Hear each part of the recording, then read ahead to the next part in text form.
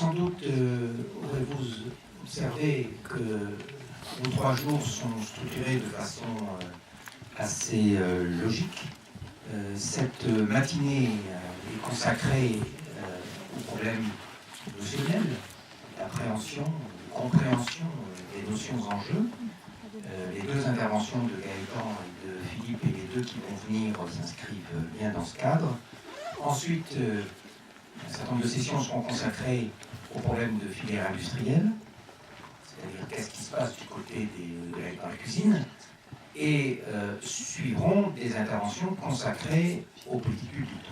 Parce qu'on a vu qu'en effet, cette affaire des industries créatives est une sorte de combinaison, de conjonction entre des industriels et des responsables politiques. Et nous terminerons le colloque par une session consacrée au modèle socio-économique qui sera pour nous une occasion de revenir en fait à l'approche notionnelle du début. Voilà donc en gros comment nous avons conçu l'organisation de cette manifestation. Un encadrement par des approches notionnelles au début et à la fin, et au milieu des problèmes consacrés à l'organisation industrielle et aux orientations des politiques publiques. C'est donc dans le cadre de ce premier volet, de ce premier des 4 volets, que j'ai le plaisir d'accueillir maintenant Jacob Berthouz. Jacob est maître de conférence à l'Université Paris 8. Il a été un membre très actif au sein de l'ANR. Et Jacob, tu vas nous parler du financement de la production du financement et de la production collaborative. Et tu vas sous-titrer ton intervention vers une intensification de l'industrialisation. À toi la parole. Merci. Donc oui, c'est les recherches sur lesquelles s'appuie cette communication portent effectivement sur l'émergence de plateformes web dédiées à la production et au financement collaboratif, en anglais crowdfunding et crowdsourcing, dans le champ des industries de la culture et de la communication. Et ces recherches s'appuient principalement sur des entretiens avec des usagers et avec des responsables de ces plateformes, ainsi que sur des observations dans le cadre de conférences professionnelles. Ce sont des recherches qui ont été menées à la fois en Europe, en France, en Grande-Bretagne, mais également en Amérique. Ces recherches ont été menées dans le cadre d'un projet sur les transformations de la filière de la musique live, mais aussi, bien entendu, au sein du programme ANR Culture Création que dirigeait Philippe Pien. Bien, alors comme le laisse entendre le suffixe crowd, ces notions suggèrent l'existence de foules d'internautes réunis par le biais de plateformes web, soit généralistes, soit thématiques, qui prendraient en charge collectivement des étapes de la chaîne de production de biens et de services, financement, conception, édition, promotion, distribution, etc. Ces termes de crowdsourcing et de crowdfunding sont aussi à rapprocher d'un autre terme qui commence à être de plus en plus en vogue, à savoir la notion de open innovation. J'y reviendrai un peu plus loin. Ces plateformes permettraient l'externalisation, outsourcing en anglais, d'activités autrefois internes aux entreprises.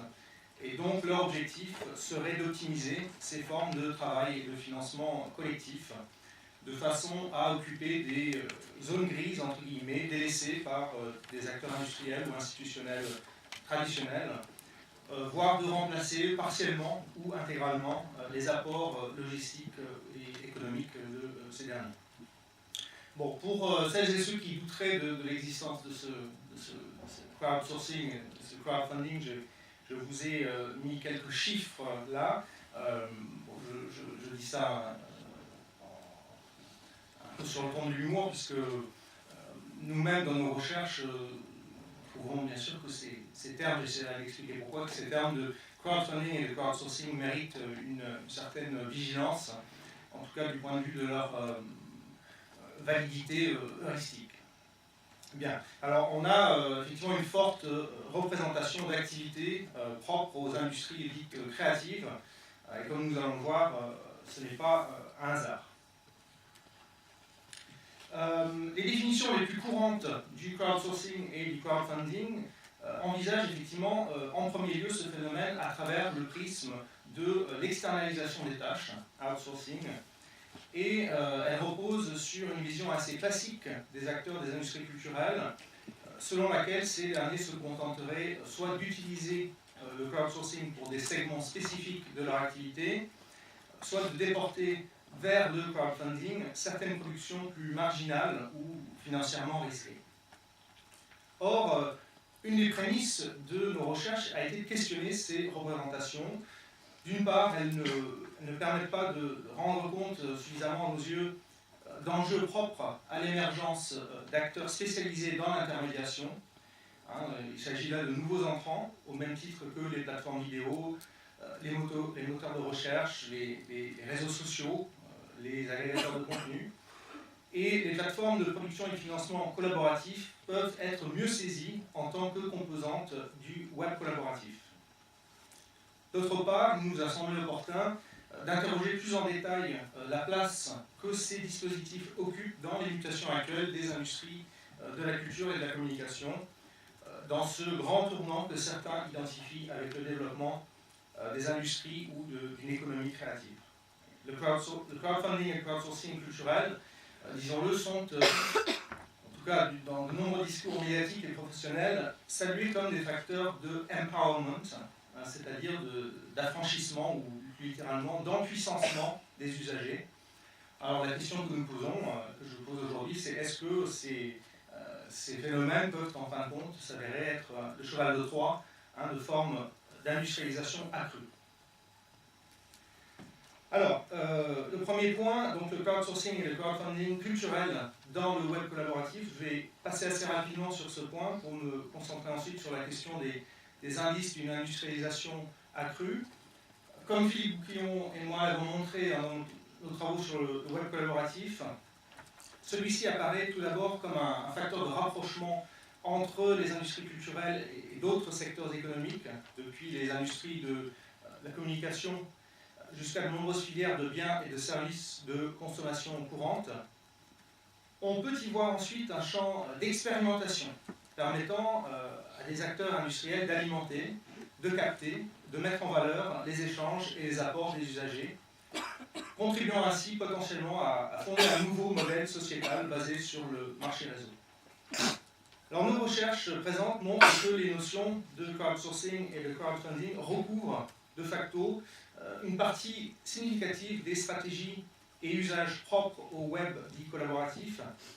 4 observations générales attestent de cette affiliation. Premièrement, la combinaison récurrente de 3 types d'acteurs, des communautés d'usagers plus ou moins structurées, des acteurs des industries de la culture, de l'information, de la communication, ou appartenant parfois à d'autres secteurs industriels, et des plateformes qui occupent entre ces deux une position, disons, pivotale. Deuxièmement, on constate des modèles d'affaires hybrides, expérimentaux. Troisième indice de cette affiliation à la nébuleuse du web collaboratif, c'est l'importance vitale de la capture et de la gestion de données pour ces différents modes de valorisation. La logique mise en avant et bien sûr la réduction des incertitudes liées à la valorisation de produits culturels qui permettrait supposément aux différents partenaires de prendre des décisions plus rationnelles. Quatrièmement, tout en s'affirmant comme de simples outils au service d'une diversification de la production culturelle, ces plateformes s'adressent simultanément à des acteurs aux logiques et aux dimensions très différentes.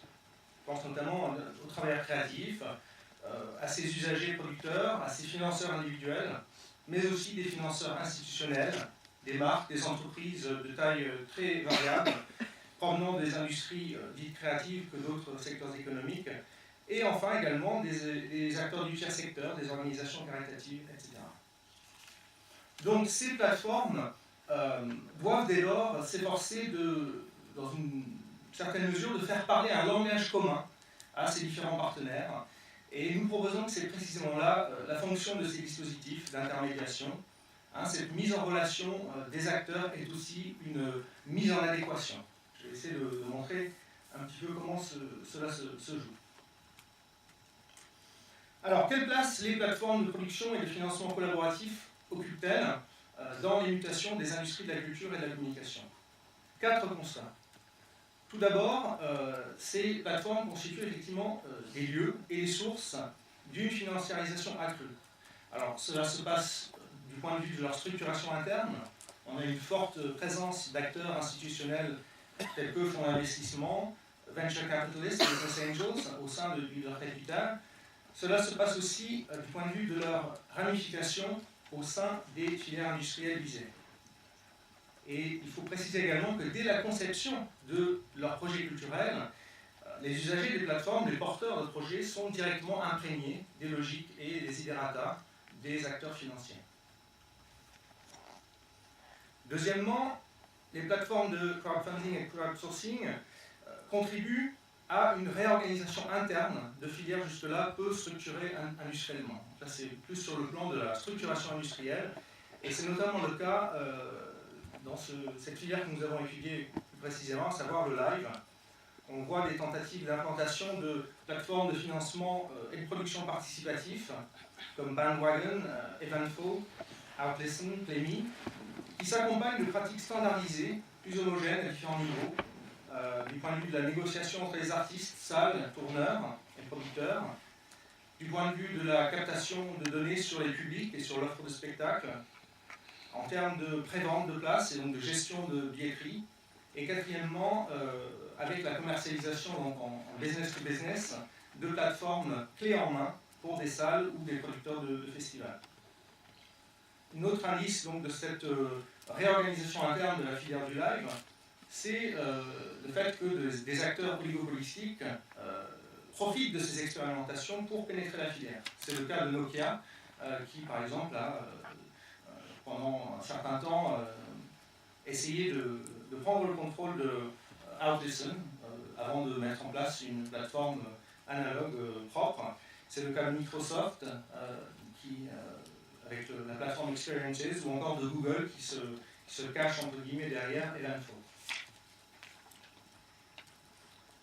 Troisième indice d'une industrialisation structurelle renforcée, c'est au niveau des liens entre les politiques publiques culturelles et les sites de financement collaboratif. Alors, ces liens doivent être observés avec vigilance. On est encore au début, à mon avis, d'un processus.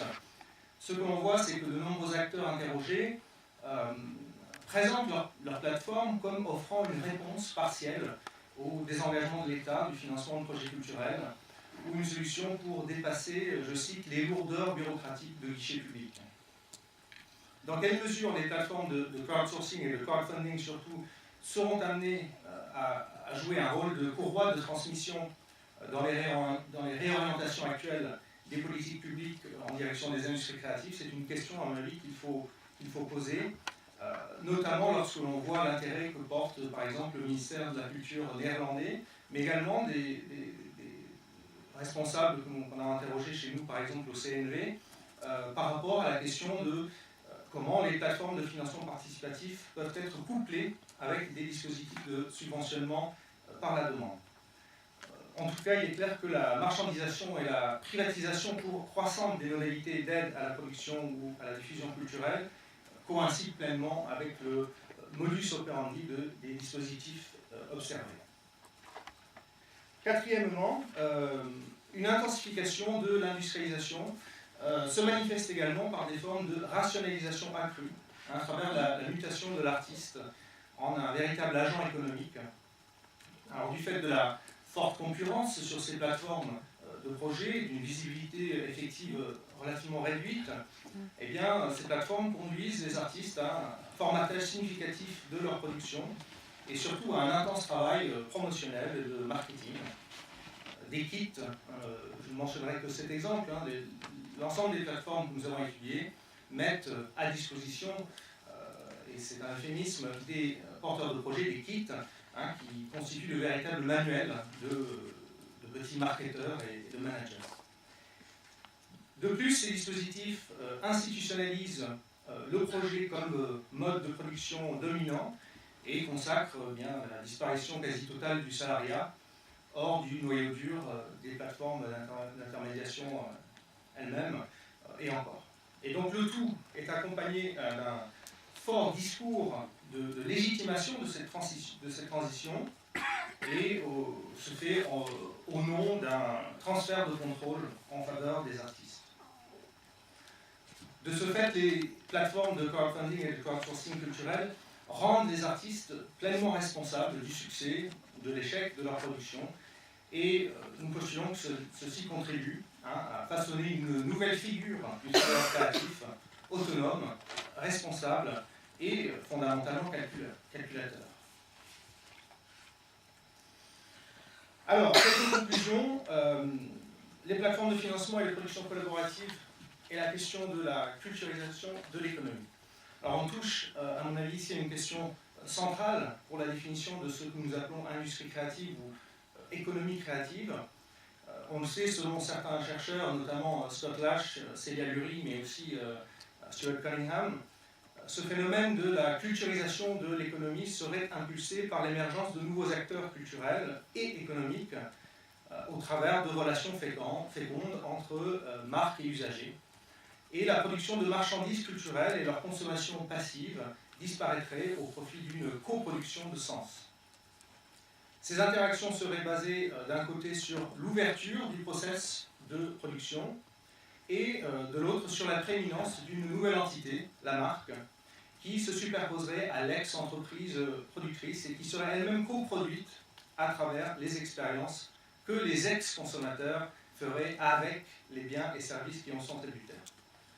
On peut dès lors se demander quelle contribution les plateformes de crowdsourcing et de crowdfunding culturel apportent à la création de nouvelles formes de relations ou d'expériences avec les marques. D'abord, le cycle de production traditionnelle, de la création à la consommation, reste, somme toute, relativement intact. Ces dispositifs innovent surtout en réduisant au minimum leur prise de risque en tant qu'intermédiaire et continuent pourtant souvent de jouir de prérogatives de direction éditoriale tout en se défaussant des contraintes financières classiquement associées à ces fonctions. De la même façon, les discours de la coproduction mettent en scène une inversion fondamentale dont seraient porteurs les sites de financement et de production collaborative. Alors même si cette inversion est théoriquement recevable dans le cas du travail collaboratif, du crowdsourcing, cette notion de coproducteur ne va pas s'en poser de problème lorsqu'elle est censée qualifier la position d'internaute qui contribue au financement de projets.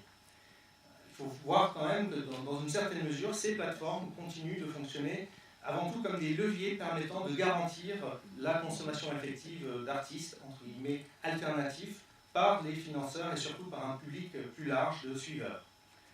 Et donc on retrouve à peu de choses près ce même schéma dans l'ensemble des sites étudiés, c'est-à-dire qu'en favorisant la communication hors du cercle restreint d'initiés, le processus de levée de fonds vise avant tout à amplifier la consommation. Le premier geste de soutien constitue déjà une forme de préachat, une promesse de consommation future. Donc, est-ce qu'on ne peut pas considérer que les usagers sont avant tout à concevoir comme des consommateurs qui s'inscrivent dans une nouvelle expérience, entre guillemets, de la consommation culturelle? Pour l'heure, je me garderai de tirer des conclusions trop générales de nos recherches et je me contente de souligner 2 points qui valent pour le crowdsourcing, le crowdfunding, mais aussi ce que l'on appelle donc, de plus en plus l'open innovation. D'une part, les dispositifs étudiés semblent confirmer les tendances analysées par ailleurs au renforcement d'un système des industries de la culture et de la communication et l'intégration de leur production au sein de cycles de valorisation de marchandises issues d'autres secteurs économiques. Et les marques seraient effectivement vouées à occuper un rôle central dans cette transformation-là. Alors, les responsables de plateformes que nous avons interviewés ou observés paraissent effectivement de ce point de vue généralement enthousiastes quant aux possibilités d'extraction de revenus, en insistant par ailleurs dans leur discours sur l'importance de leur stratégie de marque ou en direction de marques externes. Mais nous pouvons supposer qu'il s'agit justement là d'un ingrédient clé dans les négociations qu'ils doivent mener avec les responsables et les représentants de ces annonceurs. D'autre part, les résultats de nos enquêtes font écho à la notion de culturisation de l'économie sur 2 plans supplémentaires. D'abord parce que l'étude des plateformes de crowdsourcing et de crowdfunding semble confirmer le constat d'une extension du domaine marchand à l'ensemble des activités culturelles et communicationnelles et d'une dissolution concomitante des spécificités des biens culturels. Et d'autre part, parce que nos recherches tentent à valider l'hypothèse selon laquelle cette mutation se fait paradoxalement autant sous l'impulsion de stratégies industrielles renouvelées, de mutation des politiques publiques, que sous l'égide d'un consommateur plus actif ou du moins plus intégré à la valorisation économique. L'expérience de l'usager s'avère en effet être une composante fondamentale de cette valorisation, voire une marchandise en soi, notamment lorsqu'on analyse l'acte du crowdfunder comme une forme de consommation alternative, entre guillemets. Alors, est-ce qu'on peut, à ce moment-là, parler d'un langage commun des industries créatives, commun à ces trois types d'acteurs, industriels, pouvoir public et communauté d'usagers? C'est une question à mon avis importante et que je laisse ouverte. Merci.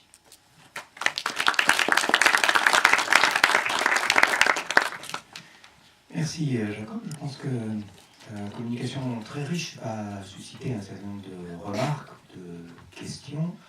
Moi, je voudrais retenir parmi les nombreux points que tu nous as apportés, celui-ci qui est assez intéressant, me semble-t-il. Finalement, ce discours du néo-industrialisme prend exactement le contre-pied du discours de l'ancien industrialisme, contre la passivité du consommateur standardisé, la mise en avant d'un consommateur actif, structurant l'offre à sa mesure, etc. Mais c'est assez intéressant de voir comment, finalement, c'est toujours l'industrialisation qui est en jeu, simplement avec une inversion des valeurs.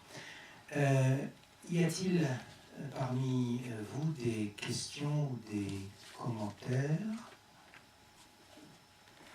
Philippe Pouquin.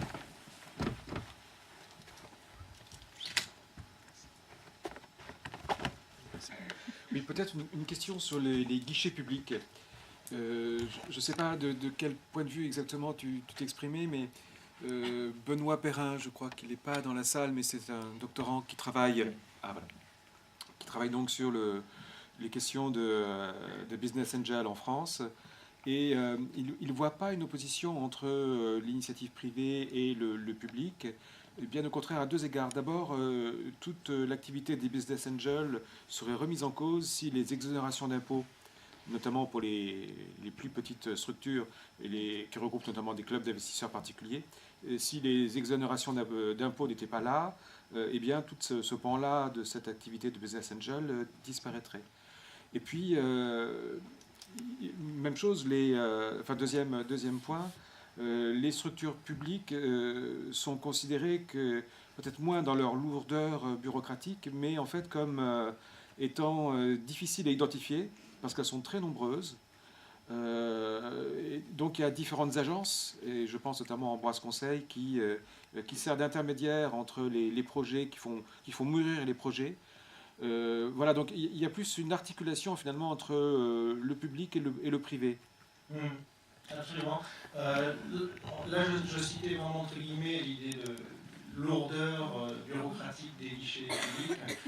Ça vient, pour le dire explicitement, d'un entretien que j'ai eu avec le responsable de KissKissBankBank, qui est un des premières plateformes de crowdfunding en France. Et au fond, cette terminologie a été employée pour dire la chose suivante. Les artistes qui cherchent un financement peuvent le recevoir de manière beaucoup plus simple en allant sur nos plateformes qu'en passant un temps considérable à constituer des dossiers de subventionnement. Mais effectivement, je pense qu'on est bien plus dans une complémentarité, mais cela rejoint aussi les remarques que tu faisais tout à l'heure, Philippe, sur la transformation des politiques culturelles publiques, plus largement sur le modèle des politiques industrielles. Et là, c'est effectivement quelque chose qu'on a constaté dans dans des discussions qu'on a pu avoir notamment avec des responsables du CNV, à savoir qu'il y a effectivement cette transition, on peut la constater. Olivier Vincent. C'est à partir de cet après-midi qu'on utilisera le système du micro dans la phrase. Oui, bon, j'ai été très intéressé par votre présentation. Je ne connais pas mon contenu, mais j'avoue que les conclusions a priori que vous avez me paraissent très très raisonnables. Donc je voulais intervenir sur un point. Il me semble que dans ce genre et dans les industries culturelles en général, et dans ce genre de système, il va y avoir toute une série de questions autour de la propriété intellectuelle. Voilà. Et de la propriété intellectuelle d'un côté, et de l'autre côté, éventuellement, je crois que vous l'avez évoqué, la possibilité de forme de commun. Commun au sens de common property, de propriété commune. Voilà. Alors, est-ce que vous avez des éléments là-dessus? Parce qu'il me semble que, par exemple, sur tout ce qui est l'extension de la marchandisation, la présence croissante de différentes formes de propriété intellectuelle joue un rôle absolument majeur. Voilà. Donc, ma question, est-ce que vous avez, dans vos travaux, été amené à aborder ce genre de dimension? Jacob, si tu veux m'y répondre, après il y aura une question de Bernard Miège, et puis après je proposerai qu'on arrête. Oui, François, je sais que tu voulais poser une question, mais si tu veux prendre la parole tout à l'heure, il faut qu'on arrête. Oui, alors je répondrai très rapidement. Sur cette question précise, les modalités sont assez différentes d'une plateforme à l'autre, étant donné que si l'on regarde une plateforme comme My Major Company, là, du point de vue des droits de propriété intellectuelle, les choses étaient, disons, tout à fait classiques. Alors que sur d'autres plateformes type Ulule ou Octo, on a des modalités qui relèvent peut-être davantage de ce que vous appelez le commun. Mais quoi qu'il en soit, lorsque j'évoque la marchandisation accrue, c'est avant tout dans la mesure où ces plateformes-là dispensent une sorte d'injonction vis-à-vis des créateurs, quelle que soit leur origine ou quel que soit leur genre artistique ou autre dans lequel ils sont spécialisés, à effectivement se transformer en entrepreneurs et à prendre effectivement cette question aussi bien de la propriété intellectuelle que des questions de marketing, de gestion et de capture de données au sérieux, et effectivement à s'inscrire dans une logique qui ne laisse plus vraiment de place, je dirais, pour une pratique amateur au sens où on pouvait l'entendre dans les années 70 ou 80. Bernard? Oui, Jacob, il y a deux pistes. Pour appuyer. Il y a deux pistes que tu as évoquées qui me paraissent centrales. La première, est-ce que ce n'est pas un moyen pour contribuer à l'industrialisation des arts du spectacle d'une façon générale, qui a toujours été limitée et qui est quand même un objectif, un macro-objectif depuis quelques années. Et la deuxième, c'est, est-ce que tu ne crois pas qu'il y a un phénomène au niveau de l'intermédiation qui aboutit à la création perpétuelle et renforcée d'intermédiaires de tout type, et les plateformes en réalité sont un moyen de lutter contre cette pléthore d'intermédiaires qui tend à se positionner entre les producteurs, les artistes et les usagers. Oui, sur la première question, je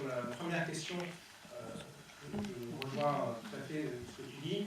Je crois qu'il faudrait prendre peut-être davantage de temps pour expliquer les transformations dans la filière du spectacle vivant et notamment dans la musique live. Bien sûr, l'arrivée d'acteurs oligopolistiques comme Live Nation et d'autres, et une concentration accrue. Mais sur le second point,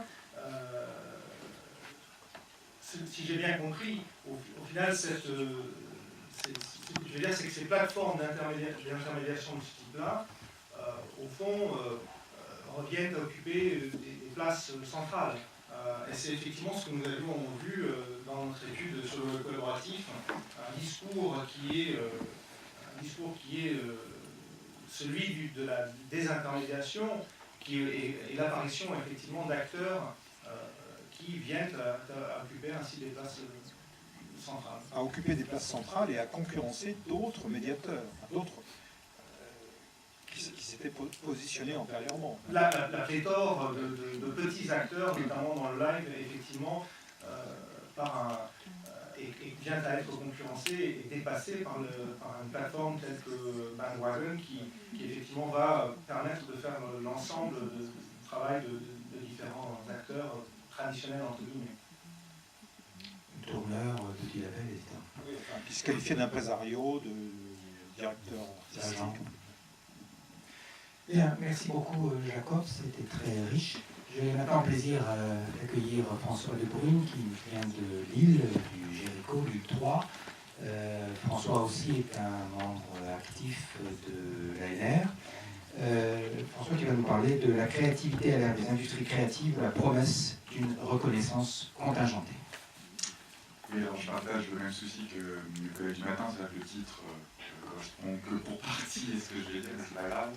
Je voudrais remercier Jacob de sa présentation, parce que vous allez le voir, j'espère, avec un cadre d'analyse relativement différent que les exemples du crowdsourcing ou du crowdfunding qui peuvent tout à fait rentrer dans le cadre d'analyse que je vais essayer de proposer. Et d'ailleurs, la question d'hypothèse analytique qui formule à la fin, c'est un langage commun pour les industries créatives. Je la partagerai volontiers, même si ce n'est qu'une hypothèse d'analyse, et que la généraliser serait peut-être un petit peu rapide aujourd'hui, mais je pense que ça pourrait être une piste intéressante, même si je vais la formuler autrement.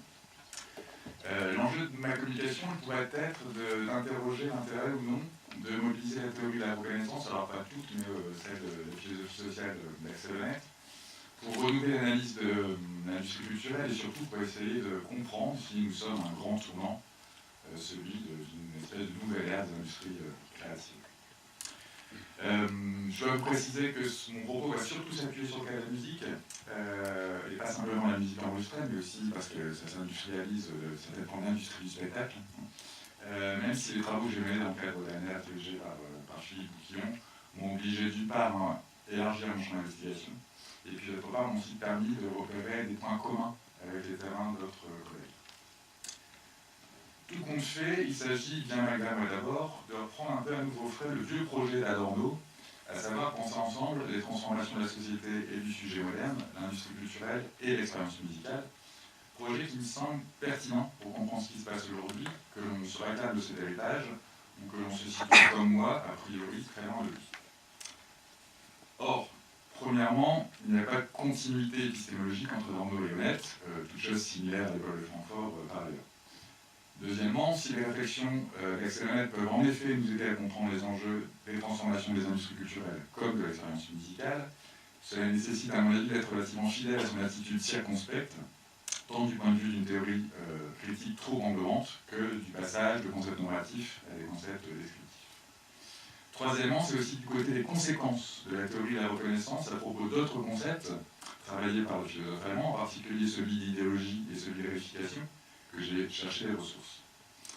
Enfin, il faut préciser que je ne doute pas aujourd'hui de la portée générale du travail d'Axel Honneth pour comprendre notre monde contemporain. Je pense qu'on pourrait d'ailleurs relativement bien l'appliquer, ce n'était pas mes terrains, mais aux formes de travail créatif, et notamment dans ce qu'on appelle les industries créatives, mais je doute plus aujourd'hui de son intérêt heuristique pour les questions qui sont les miennes, qui va sans doute d'ailleurs peut-être faire plaisir à Pierre Meuglin, peut-être que je doute plus aujourd'hui, de l'intérêt heuristique, mais j'y reviendrai. Un doute qui doit beaucoup à la prudence analytique d'Axel Honneth lui-même, mais qui surtout renvoie à l'épreuve du réel des dispositifs que j'ai étudiés, car les productions des industries de la culture et de la communication ne se prêtent guère à une critique univoque et générale. J'ai essayé de préciser en 5 points, un premier argument de méthode, on va dire ça comme ça pour situer un peu la démarche, et puis 4 arguments d'analyse, avant d'essayer de conclure ou de faire une hypothèse un peu plus générale. Donc premier point, un argument de méthode. La question transversale qui a orienté mes travaux au départ était la suivante. Comment comprendre les transformations de l'expérience musicale dès lors que les interfaces numériques ou ceux du web, je pense effectivement à la distinction que vous avez faite, les usages des internautes et des industries créatives ont pris une place conséquente dans l'intermédiation de la musique. Je me suis beaucoup intéressé à ce que j'ai appelé les formes sociales historiques du commerce musical. J'utilise social historique un peu au sens de l'historianisme pour dire vite. Ce qui m'a permis de repérer des époques, alors pas des époques, on va dire, distinctes, mais articulées, parfois partiellement intriquées, faites de continuité et de changement, j'y reviendrai dans le point suivant. Je l'ai fait en considérant d'une part que le commerce musical, au sens large du terme, concerne à la fois la chaîne d'intermédiation, les formes de consommation et l'expérience musicale, et en considérant d'autre part que l'analyse de l'historicité des économies et des pratiques doit tenir compte du fait que les formes sociales historiques traditionnelles ne disparaissent pas, mais s'accumulent et se sédimentent en partie dans les nouvelles formes d'échange caractérisant telle ou telle époque. Pour reprendre un exemple important pour mon propos sur lequel je reviendrai un peu plus en détail, mais une analyse strictement synchronique des systèmes de recommandation, sur lesquels je vais revenir, qui se sont développés, qui sont même institutionnalisés avec Internet, nous empêcherait par exemple de voir que leur efficacité relative, leur commodité pratique, tient notamment au fait qu'elles s'appuient sur des catégories, des savoirs et des connaissances accumulées tout au long du XXe siècle. Je me suis ensuite focalisé sur des dispositifs qui me semblaient à la fois être caractéristiques des formes, on va dire, usuelles aujourd'hui du commerce de la musique, et cristalliser des tendances relationnelles repérées ailleurs, en régime numérique, pour dire trop large. Des modèles relationnels qui sont autant de modèles d'engagement, de participation proposés aux usagers et qui participent même à la configuration de l'expérience des diverses productions concernées.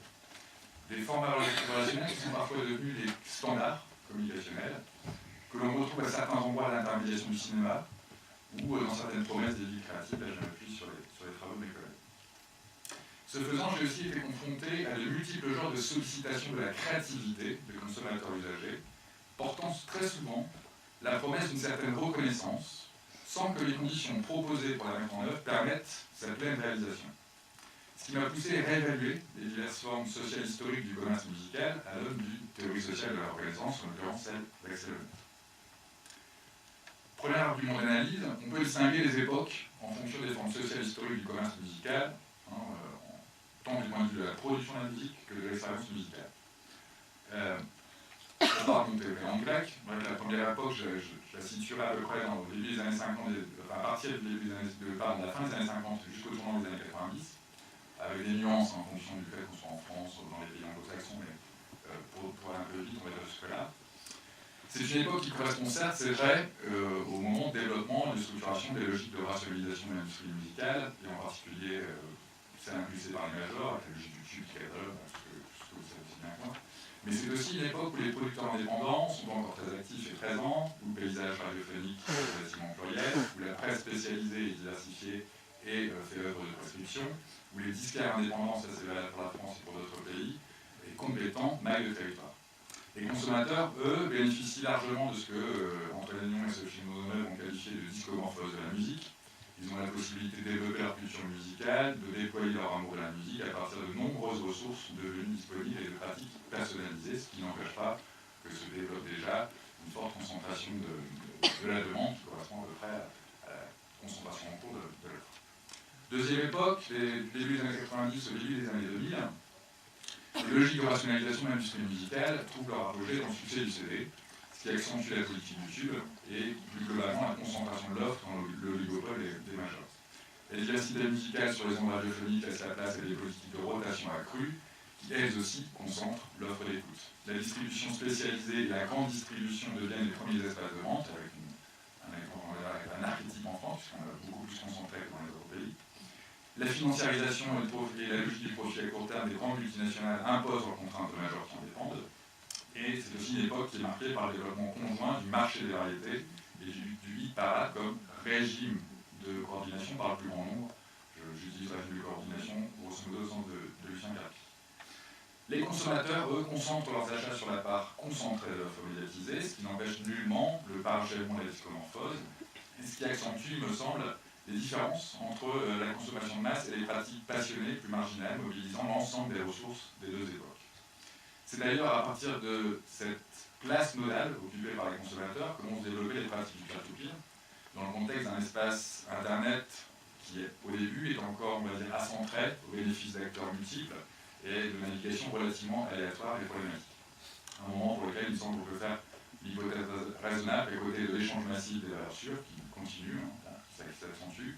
On a une circulation d'une grande diversité de musique parmi les plus engagés et les plus passionnés des consommateurs, dont le champ des possibles s'était temporairement réouvert. Troisième époque, du début des années 2000 jusqu'à maintenant, au moins, évidemment c'est celle du développement d'Internet, mais aussi du coup d'une relative standardisation des modes relationnels qui s'y jouent, avec un appui sur les formes d'échange développées par les internautes et le développement très tardif du commerce de la musique en ligne, un commerce en tout cas structuré. Et puis évidemment l'arrivée de nouveaux intermédiaires, Apple, Amazon, Google, Spotify, Major Company, etc., on pourrait la liste est longue, et de nouveaux dispositifs de prescription, si j'utilise les termes de caractère de jugement, je parle de prescription, des éléments qui permettent de filtrer, entre l'offre et la demande. Je voudrais justement m'arrêter brièvement sur les systèmes de recommandation qui me semblent vraiment caractéristiques de notre époque.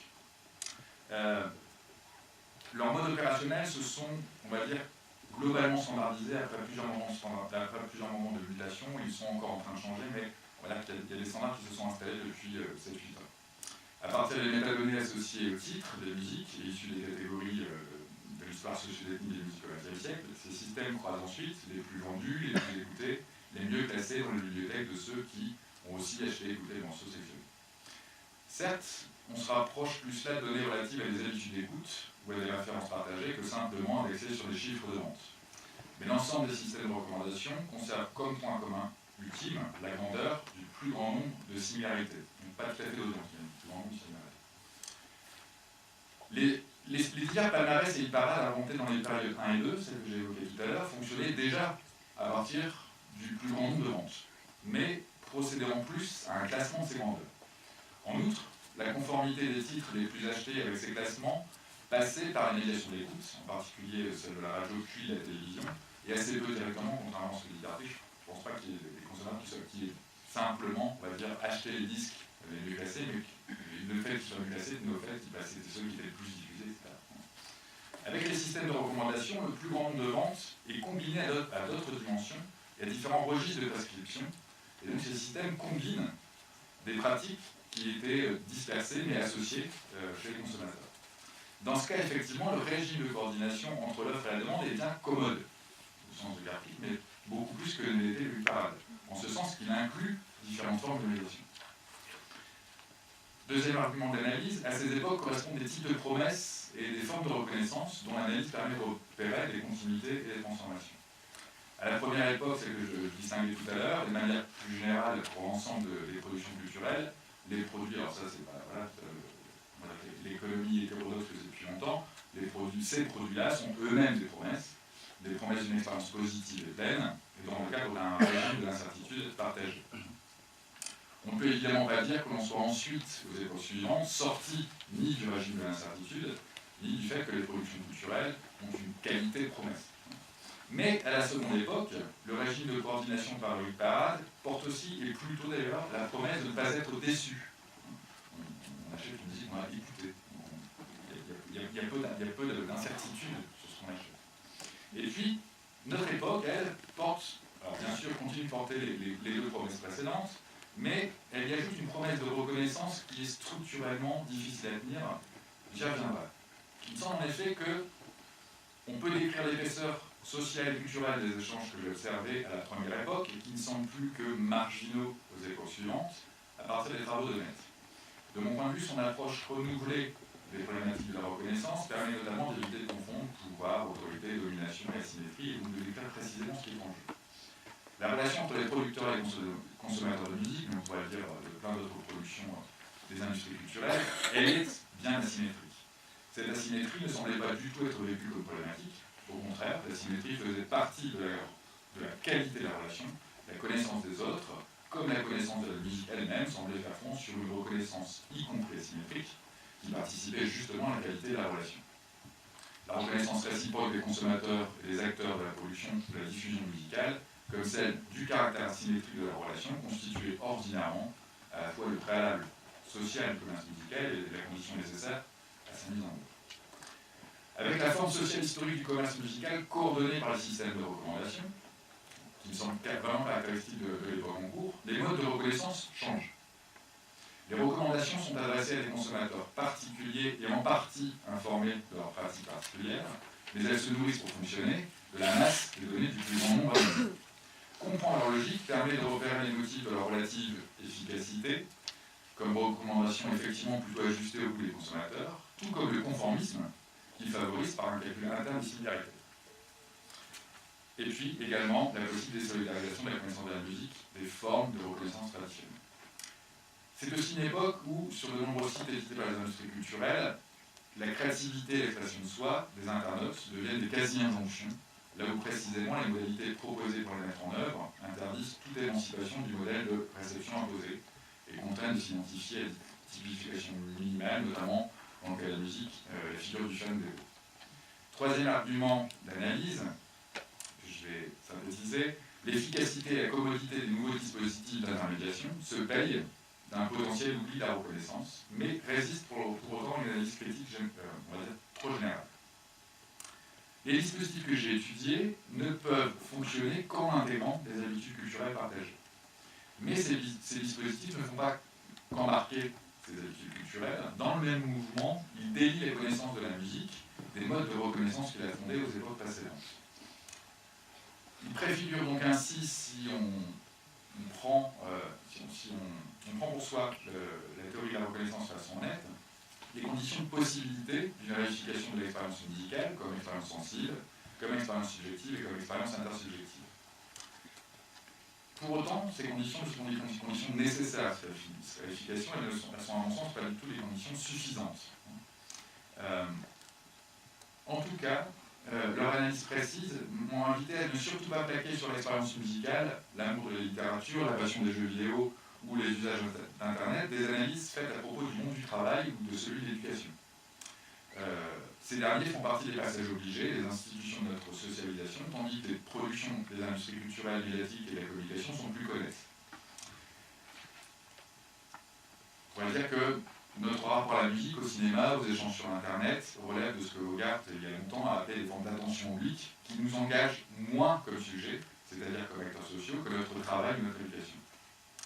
Ce qui a peut-être comme pendant, du coup, d'avoir des consommateurs de musique plus distants, moins engagés, ce qui serait un peu le pendant logique de ces nouvelles formes de commerce. Quatrième argument, le dernier, avant d'essayer de conclure, la perspective critique bute sur un idéal partagé de relations symétriques et sans intermédiaire. Alors là, ce qu'a décrit tout à l'heure Jacob rentre exactement dans ce modèle pour moi. C'est-à-dire cet idéal porté par de nombreux acteurs, par de nombreux discours, et quand je dis acteurs, ça inclut un certain nombre de consommateurs, en tout cas ceux qui prennent position publiquement, ça inclut un certain nombre d'acteurs qui sont des gros acteurs industriels et des petits acteurs qui se défendent de mettre en œuvre les mêmes logiques, mais qui en fait s'appuient sur le même idéal de relation symétrique et sans intermédiaire, entre production et réception. Un idéal qui, qui a comme réalité symétrique à ce consommateur peu engagé une consécration, une autorité et un pouvoir à coup des grands amateurs, prescripteurs engagés, qui eux sont capables d'appareiller suffisamment de liens et de dispositifs variés pour éviter les choix conformistes qui va à rebours, bien sûr, du mythe d'Internet comme un espace déhiérarchisé et désintermédié. L'un des ressorts de cette conception, de cet idéal, me semble-t-il, c'est la critique sociale et théorique de l'intermédiation traditionnelle des industries culturelles, ce qui constitue effectivement une difficulté supplémentaire pour la critique, que je porte quand même. Voilà.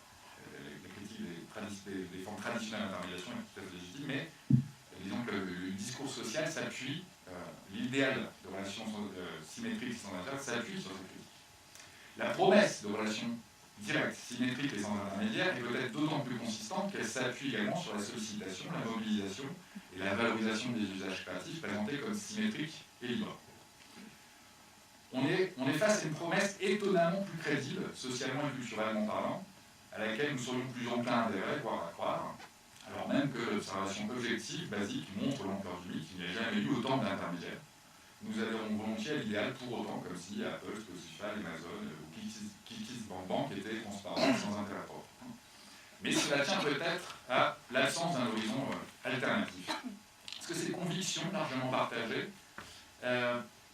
en fait, présupposent une critique des époques précédentes, celle que je distinguais tout à l'heure, une critique suffisamment réitérée pour ne pas donner lieu à l'imagination d'un ailleurs. et notamment à l'imagination d'un endroit où on pourrait critiquer l'idéologie libérale de sens économique ou néolibérale de sens politique. Au contraire, il me semble que ces conditions prolongent et constituent même des avant-gardes rêvées pour le modèle néolibéral de sens politique ou libéral de sens économique, à travers une opposition systématique à toute forme de régulation des échanges. C'est ça, un idéal de relation sans intermédiaire et direct, c'est un idéal de relation sans régulation. Enfin, un idéal d'échange sans régulation. Je conclus. Les 4 arguments que j'ai ici entrevus convergent enfin vers les 3 propositions suivantes, qui du coup vont un peu à voir avec le titre, sinon j'en reste loin. Première proposition, parler d'industrie créative en tant qu'elles engloberaient des industries culturelles traditionnelles, c'est parler du point de vue de la consistance réelle des pratiques, pas simplement de l'idéologie, de l'arrivée de nouveaux acteurs dans le schéma d'intermédiation, et notamment celui du web, dans ce contexte d'un idéal indépassable et mythique, d'un espace égalitaire et des intermédiaires. Deuxième proposition, parler d'industrie créative, c'est aussi parler de la relative standardisation de formes relationnelles, plus ou moins articulées, ce que Jacob a appelé un langage commun, sans être plus ou moins articulé, tout en s'appuyant sur le savoir pratique des époques précédentes, qui n'ont pas disparu, mais sans être fondé sur les mêmes prémices. Et puis dernière piste, parler d'industrie créative, c'est enfin parler d'une promesse de créativité contingentée, plutôt sans doute que d'une forme d'idéologie de la reconnaissance au sens d'Axel. Pourquoi je dis contingentaire? Parce qu'à la fois parce qu'elle est extrêmement contrainte, et parce que la taille du contingent mobilisé reste cruciale dans les modes d'engagement proposés aux usagers.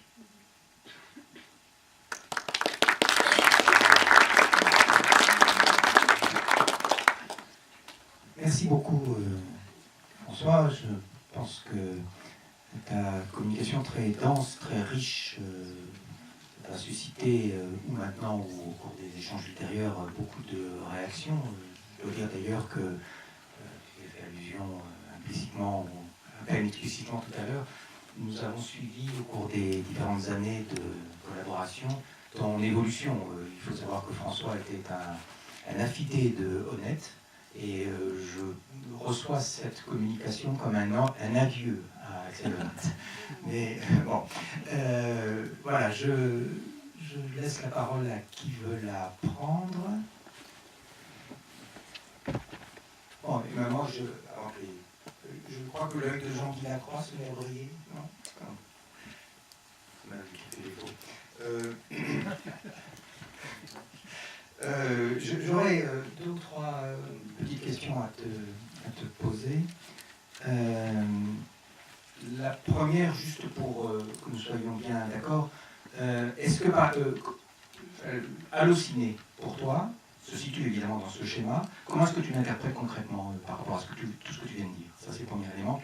Après, on verra sur d'autres éléments si tu veux. Alors, oui, alors là, tu tombes sur un exemple que je n'ai pas travaillé moi-même, mais que Dominique Pasquier est en train de travailler avec une équipe financée par le ministère de la Culture. Et pour moi, ça rentre exactement dans ce que j'ai essayé d'analyser, même du coup, si c'est vrai que je fais trop vite et que ça, voilà, je peux sans doute mieux ça, mais ce qu'elle fait, Dominique Pasquier fait notamment, alors elle s'est beaucoup intéressée, alors elle s'est intéressée à l'ensemble du système, on va dire, du modèle économique et du modèle d'organisation de Allociné. Elle a aussi beaucoup travaillé sur la manière dont sont mobilisés les usagers du site et dont sont mobilisées certaines formes de nouvelles cinéphilie et dont certains bénéficient de privilèges. Il y a des usagers qui posent beaucoup de commentaires, qui sont reconnus comme des prescripteurs importants, qui ont des entrées aux premières comme on avait les critiques. C'est-à-dire que maintenant, dans la salle de cinéma, il y a tout simplement les critiques, elle est gagnante là aussi. Et bon, bref, je vais essayer d'aller plus droit à l'intérêt de son travail. Elle fait l'hypothèse que je trouve vraiment intéressante, qu'en fait, ce développe-là, qu'on peut retrouver dans plein d'autres endroits, dans la musique, peut-être dans la littérature, je ne sais pas, mais à voir, que, en fait, se développe une espèce d'industrie de la prospective. C'est-à-dire qu'en fait, ce que vend Allociné, le distributeur de cinéma, c'est les succès de demain. Avec ce qui a été évoqué par Jacob concernant le crowdfunding, ce que certains ont appelé la remontée des usages dans la chaîne de valeur, mais avec cette idée que du coup, on réduit d'autant plus l'incertitude qu'on essaie de trouver des panels de consommateurs, des panels de consommateurs particuliers en l'occurrence, ce qui va dans le sens de la consécration des grands amateurs. On n'est pas du tout avec un espace hiérarchisé, tout le monde accède à tout. Au contraire, les grands amateurs sont d'autant plus d'autorité qu'avant. et où du coup le modèle économique tient au fait que Allociné, comme nouvel intermédiaire, vend aux distributeurs de cinéma de la prospective. Alors ça, on l'a observé dans le champ musical avec Shazam par exemple. Hein. Shazam, c'est une application, vous êtes peut-être sur le téléphone, qui vous permet de reconnaître un titre qui passe. Shazam vend à l'industrie musicale, c'est pareil, exactement la même chose, c'est-à-dire en gros, le mois de mars, Shazam croise les données d'un an et dit à l'industrie musicale, ben, vous verrez, le top 10 de l'été, ce sera ça. En général, ils en ont 5 de bons, 5 sur 10. Voilà, qu'on pourrait réanalyser à rebours avec les vieux outils de la concentration, etc. Ce ne serait pas si compliqué. Sauf que du coup, effectivement, le business plan de Shazam, comme celui d'Allociné, même s'ils sont réductibles à ça, tient au fait qu'ils intègrent les commentaires des usagers, leur consommation. C'est-à-dire que là où on va dire qu'on tablait sur des ventes de tickets de cinéma, sur de la promotion, donc plutôt avec quelque chose qui ressemblerait à de l'audience. Hein. Là, on essaye, ce sont des systèmes qui intègrent de plus en plus d'autres choses, des commentaires, on dirait de repérer qui sont les prescripteurs importants, et qui vendent cette expertise à l'industrie. Du coup, moi, me semble exactement dans ce que j'ai décrit avant. Oui. Sauf qu'Allociné ne se limite pas à ça. Attends. C'est la thèse Le de micro va arriver. Non, c'est très important parce que. Ça justifie d'autant plus le micro. Non. Je voulais simplement dire que Manuel Salle a soutenu récemment une thèse là-dessus. Mais il montre qu'Allociné ne se limite pas à cet aspect-là. Il n'a pas réussi à se limiter à ça. Et il a des formes beaucoup plus classiques. Beaucoup plus classiques, tout à fait. Oui, non, tout à fait. Et ça, j'espère que vraisemblablement, c'est peut-être pas clair en relation à la musique, mais en tout cas, c'est un des éléments d'analyse importants pour moi. C'est-à-dire que les formes traditionnelles ont rarement disparu. Que ce soit les formes d'organisation des filières, que ce soit les formes technologiques concernées. Je veux dire, il suffit de regarder le format de création et d'écoute de la musique. C'est pas parce qu'on ne vend plus de CD qu'il n'y a plus de disco-gramphose de la musique. Enfin, je veux dire, voilà, on continue à écouter des titres, on continue à écouter des choses qui ont été instituées et qui, comme format, sont le résultat d'un siècle d'industrie musicale. Donc le CD, il a peut-être disparu comme support, mais il n'a pas du tout disparu comme format. Et donc je pense que ce que tu dis est tout à fait... je veux d'autant plus le croire que je suis convaincu que les nouveaux intermédiaires ne font pas disparaître les formes classiques, elles en ajoutent d'autres. Et qu'elles essayent, on va dire, de plus en plus de proposer, on va dire, une réduction d'incertitude par des modes de comptage, en l'occurrence, et voire des modes d'appréciation du travail des usagers, du travail des consommateurs. Dernière question peut-être. Si je reprends la proposition de Gaëtan Tremblay tout à l'heure, qui parlait d'une sorte de valeur d'échange, comme en fait la promesse qui est faite à celui qui consomme un tube